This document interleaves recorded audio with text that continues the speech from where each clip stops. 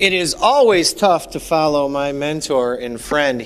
Pat Nolan is kind of a legend in the restorative justice circle. Since he left prison, he served for 16 years as the president of Justice Fellowship, and Chuck Colson hired him straight out of there to provide a lot of leadership around the country, and now continuing to serve as the Colson Fellow on Justice all throughout America. I am Craig DeRoche. I am the new president of Justice Fellowship. I followed a somewhat similar path as Pat Nolan in politics. I was in the legislature in Michigan, where I served as the Speaker of the House, getting to be a while ago, about 10 years ago, under Jennifer Granholm, if you guys have ever heard that name.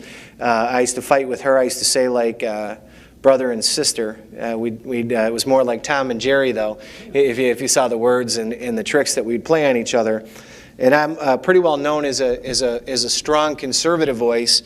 And a lot of people, when I started working at Justice Fellowship, asked me, how did you go from working in conservative politics to working in criminal justice reform? And I said, well, the same way as Chuck Colson, I got arrested.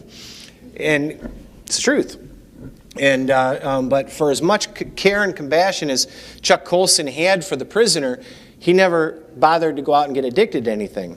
And so God brought an alcoholic to the ministry, because that was my problem. And it wasn't a problem that I acquired after I left office. It was something I carried with me since I was a little kid. 29 years in active addiction.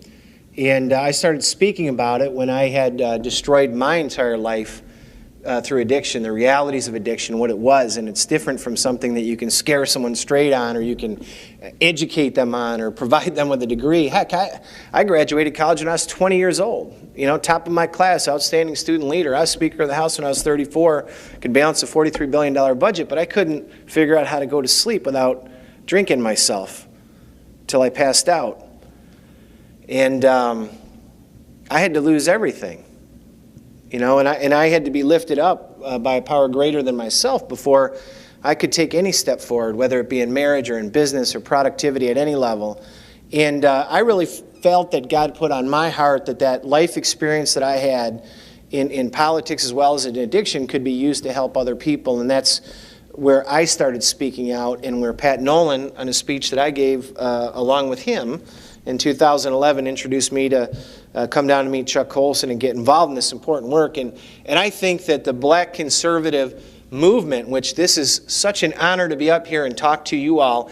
Some people have made comments about the future and the growth that we're going to see in the attendance at events like this.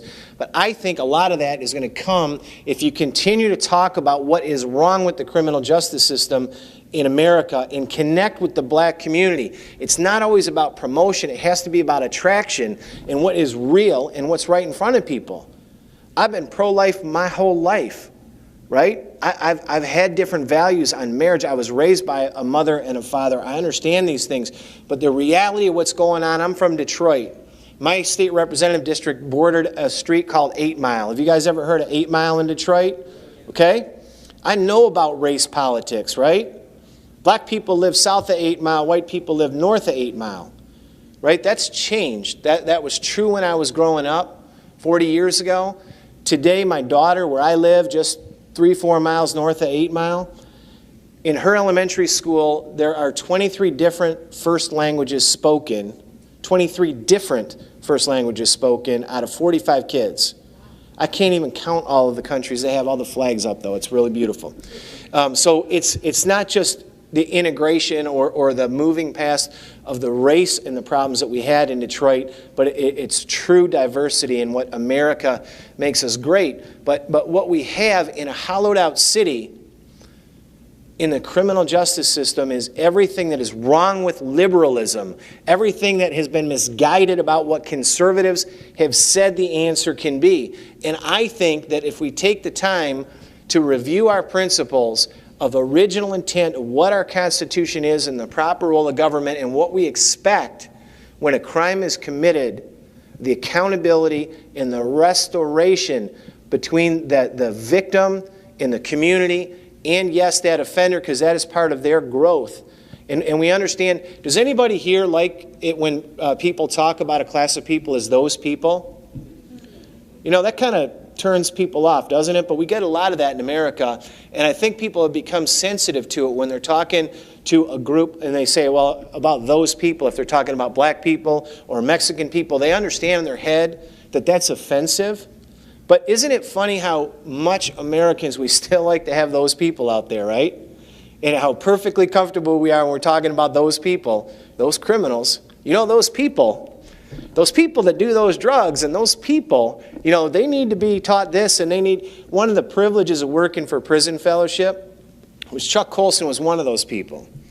Pat Nolan was one of those people. I'm one of those people. I'm a convicted criminal as well. And so we don't have to talk about those people. We can talk about who we are. And to be honest with you, when you see these statistics, and Patrick said, I'm going to give you some statistics because I think they're important, but I'm not going to give you too many. They're important for us to realize that it isn't about those people. We're talking about ourselves. There are 300 to 400,000 federal code laws that you can break that have been criminalized. There are 4,500 federal crimes. There are usually about 5,000 in every state. People go to jail every day for collecting rainwater, putting up aluminum siding without a permit, a lemonade stand for their kids. I could keep on going on and on down the list. And every day people talk about those people, especially when it comes to drugs. Never mind that in America there were 163 million prescriptions for Vicodin written last year, perfectly legal. It's those people in the city of Detroit, those kids need to be taught a lesson, or in New York City. Meanwhile, the government that we let off the hook from the real job in Detroit, we are the murder capital of the world. It's nothing to be proud of. They'll go on the TV and they'll say that's what the money goes to, that's why they have the police running around, but 50% of the murders go unsolved. In Chicago, 30% of the murders go unsolved. For a young black man, it is more likely that you will get away with murder in Chicago than you will find a job.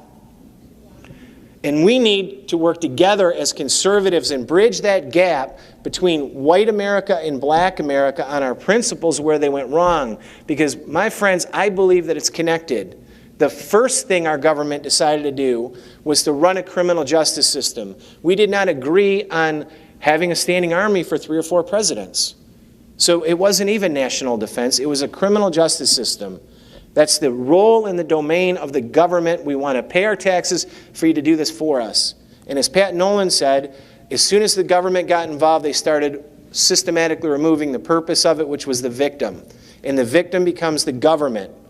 And the government starts marching forward to encroach on people's rights. And too many conservatives have gone all the way till 2013 before they wake up shocked that the NSA would dare to look at their emails, or that the IRS would ask them these questions and everything. They have no idea what goes on in these black communities, where people are stopped and frisked, and 47,000 people are made to be criminals in New York City alone in 1 year in 2011 for no other reason than they had a joint in their pocket. My joke on that, I'm a conservative. I'm not for the legalization of drugs. I take them very seriously. I'm in recovery myself. I lost a younger brother to an overdose. I do not want them legalized, but why didn't you stop and ask the women to look inside their purses and see if they were real Gucci purses? Because that's felony theft. And you could have found 80,000 of them walking down as felons. We need to stand forward and start talking common sense to the power and start saying that I'm a conservative and it is right that someone should get a defense. That is a check and a balance against prosecutors. That is a conservative principle. It's what the founders of this country stood for. What is the end when somebody when somebody's convicted of a crime? When does that end? What do they have to do? Because I want them as a conservative to be self-sufficient. I don't want them never to vote again. I don't want them never to be able to hold the job again. I don't want them to never be responsible for their own kids. Let's demand an end. Let's start working together as conservatives to restore rights. And let's expect that we can make those changes, because I think that these are uniting forces, and I think that if as conservatives we build the rhetoric and advance the policies together, that we can make a real difference in attracting more black Americans, black conservatives to this cause. And I hope that Justice Fellowship will be a part of it. My shameless plug, and I'll stop my preaching up here, is that justicefellowship.org is advancing a network. Justice Fellowship has traditionally worked as a grasstops organization that is a proud heritage.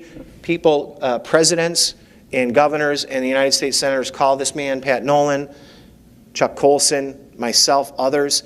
That's been an honor, but we're not going to make the changes that we want unless you all start adding your voice to the mix on criminal justice reform. So thank you, and I know we have more time in the panel. I hope I left some.